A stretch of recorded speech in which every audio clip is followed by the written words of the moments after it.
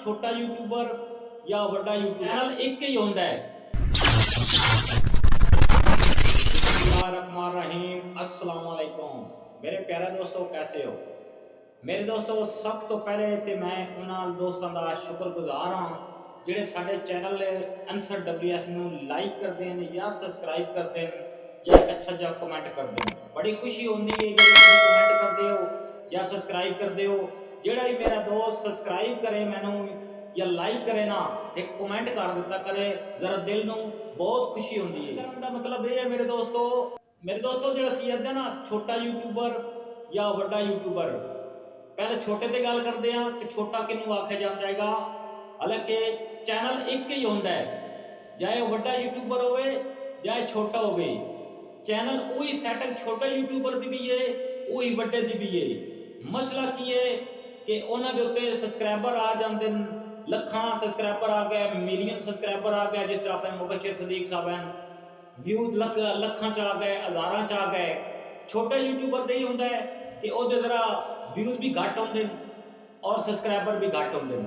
इसकी वजह तो छोटा यूट्यूबर आख्या जाता है, तो इसनू वड्डा यूट्यूबर आख्या जाता है। कि चैनल जिहड़ा होंदा ना मेरे दोस्तों यूट्यूब ते वो एक ही होंदा है, एको जी सैटिंग होंदी है, थंबनेल वाली जगह भी एको जी होंदी है, चीज़ां मतलब एक जैसे ही होंदा है। कोई सैटिंग वगैरह नहीं होंदी, कोई कुछ नहीं होंदा है मेरे दोस्तों। जिस तरह तुहाडा चैनल है, मेरा चैनल है, चैनल एक जैसे ही होंदे ने। बस किस्मत जिन्हों साथ दे देवे, किसी के व्यूज ज़्यादा आ गए, सबसक्राइबर ज़्यादा आ गए, किसी के घट आ गए, इसी तरह ही होंदा है। वो वड्डा यूट्यूबर सद्या जाता है, वो छोटा सद्या जाता है।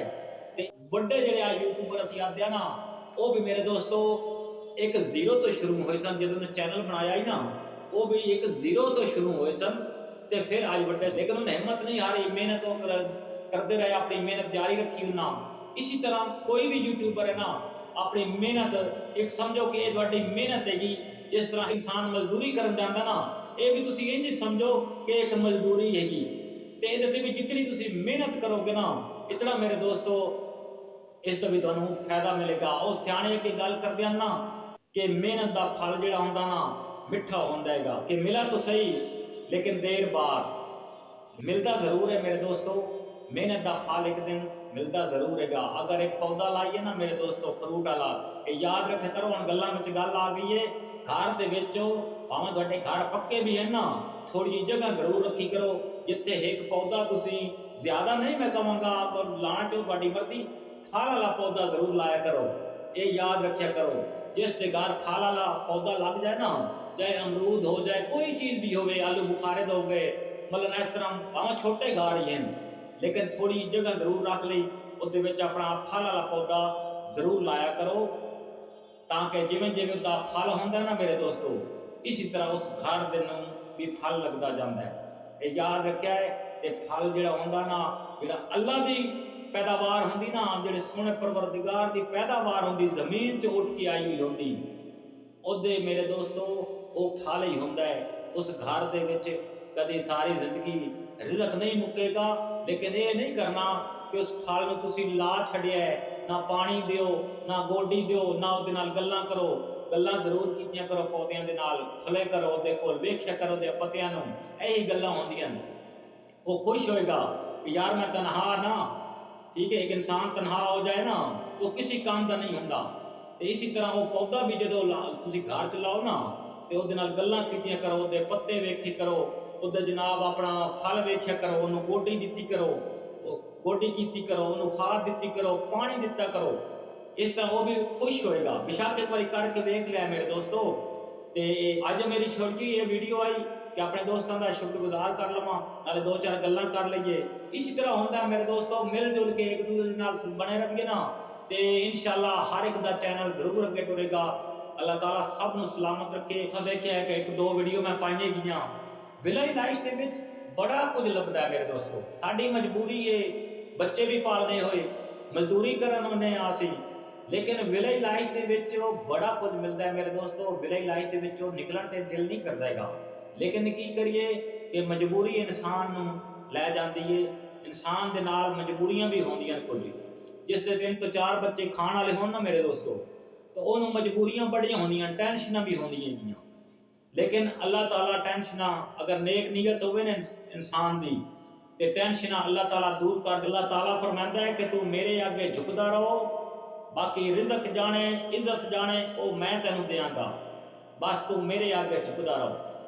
तो मेरे दोस्तों जो अल्लाह के आगे बंदा झुकदा ना नेक नीयत करके, एक होंगे नमाज पढ़ते ना मेरे दोस्तों, हुण गल ये भी थोड़ी हो गई है, गल्लां विचों गल आ गई है थोड़ी जी भी। तुहानूं दस एक बंदा नमाज पढ़दा ना ते नमाज पढ़न दे भी मेरे दोस्तों कई तरीके होंगे, कई आउंदे ना भजदे भजदे आउंदे ने, वुदू शुरू कीता भजदे भजदे आउंदे 2 रकातां 4 रकातां पढ़िया निकलना ना मेरे दोस्तों। जदों भी अल्लाह दे अगे तुसीं झुकना ना मेरे दोस्तों, सब टेंशनां ही मुकाउणियां, सब खुशियां ही मुकाउणियां ने।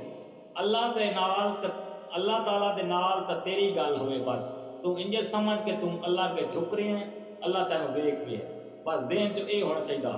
ये ज़हन च ना होवे कि फलानी जगह ते जाना है उहदे को टाइम नहीं मिल रहा, फलानी जगह ते जाना है उहदे नमाज पढ़ के जाना।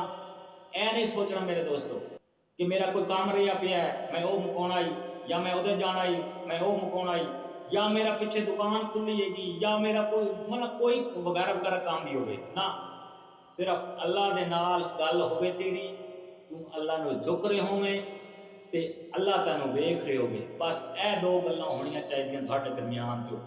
होर नाल भावां जो मर्जी तेरे होवे, तेरे नाल जो मर्जी होवे तैनूं पता ही नहीं होना चाहिए, तू सिर्फ इतना देखना है कि अल्लाह नाल मेरी तार मिली हुई है। फिर हुण तुहानूं मिसाल दे देना, अगर घर दे विच तुसीं बिजली लाउणी होवे ना मेरे दोस्तों ते मीटर तो तार आंदी है, तो मीटर की तार बाहरों लैन चों आंदी है, ठीक है, तो आगे फिर अंदर सप्लाई आउंदी है साढ़े कमरियां दे विच। इसी तरह मेरे दोस्तों जो एक तार तुसीं अल्लाह दे नाल तुसीं मिला लो ना, एक तार अल्लाह दे नाल, ते ओ फिर सारी जनाब साडे घर दे विच खुशियां भी लिआंदी है, रौनकां भी लिआंदी है, ते तुहाडा रिज़क इज्जत का मालक वो खुद होंदा है। तो इस दे नाल ही वीडियो लंबी हो जानी, WS जो इजाजत, अपना ढेर सारा ख्याल रखा है, दुआओं में याद रखा है, अगर हो सके तो इस चैनल को लाइक सब्सक्राइब जरूर कर दिया है। अगर कोई गलती गुस्सा की हो गई होवे तो दिल से माफ़ कर देना। अल्लाह हाफिज़।